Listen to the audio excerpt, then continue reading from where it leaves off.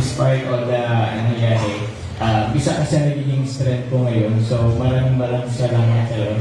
And yun, hopefully, magtagal lang tayo, masaya at puro ng pagmamahalan. Congratulations sa success ng love team ninyo.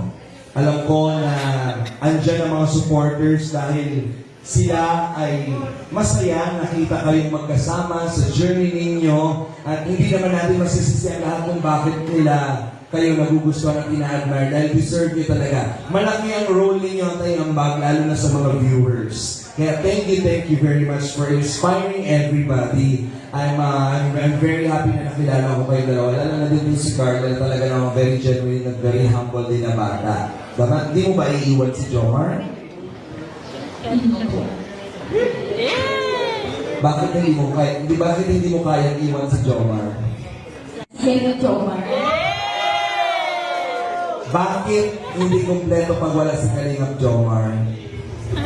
Kaya nga po nagsabi ko is, isa siya sa pinakamahalagang tao sa buhay ko ngayon. Yay!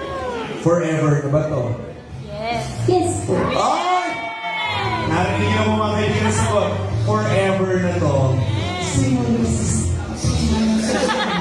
Susunod. Ha! Isa na lang ang request ko. Kung bibigyan mo ng kanta si Jomar, anong kanta ang ikakanta mo sa kanya? Anong song ang i-dedicate mo para kay Jomar? I love you.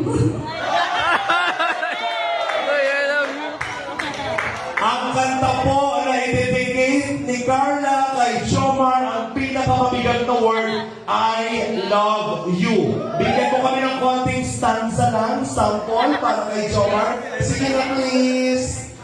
Ladies and gentlemen, to dedicate a song from beautiful Carla. I love you. Kanta! Ano ba yung kanta kay love you? Sige. I love you. Please say you love